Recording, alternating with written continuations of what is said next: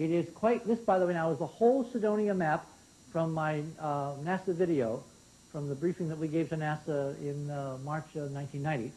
And David overlaid the map of England with all these little places with cute names like West Down and the Gallops and Tasteberry Field. I mean, wonderful names. Well, if you now go here and begin to look, would you find a D&M remnant? Would you find the remnants of a city? Would you find all the other things? Well, in December, November-December, David Myers, our editor and director of operations, went to England and spent 10 days, and he and David Percy went out and visited all these little locations. And the story of what they found is our result, because it looks like we may have the ultimate Earth-Mars connection in Silbury and Avebury and Cydonia. It looks like we may have a Cydonia 2, point for point, grid line for grid line, and perhaps object for object right here on Earth. Now, in hindsight, if we have a global matrix saying there was contact, somebody knew something, and there was some connection at some point in our dim, dim past,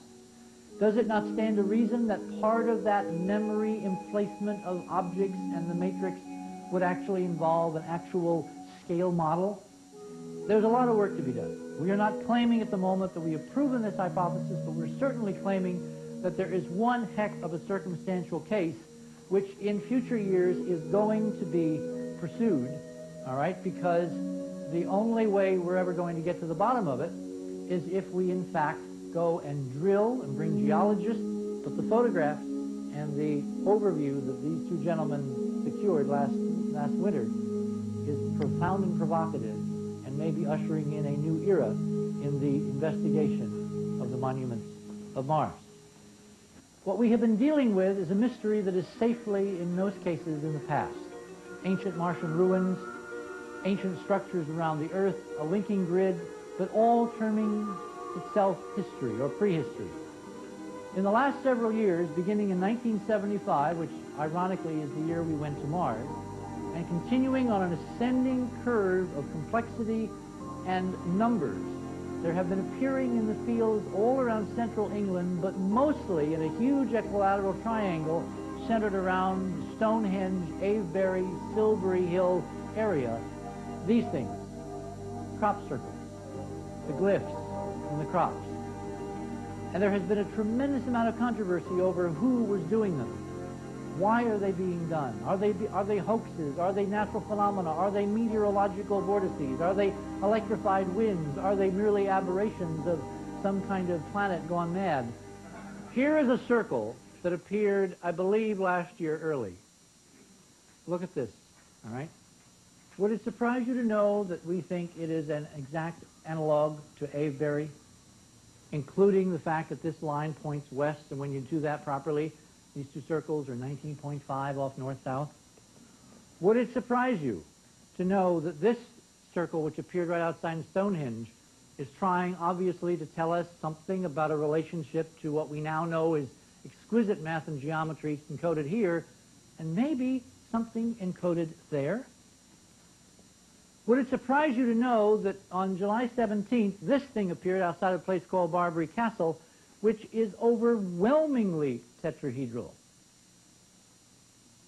And we have now, over the last 8-9 months, through a whole bunch of people who can't be here, like Colette Dowell, who not only is doing the math to understand this, but also put together the art exhibit you see over in the south lobby of the Secretariat, and who cannot be here today because of illness, but is certainly with us in spirit. Would it surprise you to know that as you begin to look at the specific numbers and angles of this circle, that we find exact correspondences in the angles and constants and relationships in the D&M at Cydonia on Mars? And that those correspondences extend to subtleties whereby if you connect the centers of the outlying circles, this one goes just a bit beyond, you wind up with 19.5 and 22.5, which of course is the tetrahedral geometry, the tilt of the face-off north, and when you take that center circle and you do this with it, which corresponds to latitudes, you wind up with 69.4, 52, 49.6, 45, 22.5, 19.5, and you divide 45 by 52, and that's what you get, E divided by pi. In other words, this circle, and this is now another level of analysis that Colette has done, embodies in its fine structure the hypertetrahedron, the so-called 5-cell projection of mathematicians like Coxeter and others who've been doodling for the last 100 years. The lines connecting these things bend at exactly the right places. They inflect, saying almost like one of those Lincoln log things where if you put it together this way, the figure that it's supposed to be will pop out of the matrix, and lo and behold, there you will have the clue to what they're trying to say. Now, of course, the problem is that nothing like this should be possible. If you take the same inflection points and you build your tetrahedron, you invert them like so, all right? You wind up with the double tetrahedron, and then you wind up with the beginnings of, from this figure, and this figure alone, if we knew nothing more, two geniuses who confound all geniuses of all time. Because with nothing more than a ruler and a bent pin and an old foggy hat and a string on a board, they are able to do, they say, what none have been able to figure out for the last 10,000 years. Would it surprise you to know that I seriously doubt that Doug and Dave can even spell tetrahedron?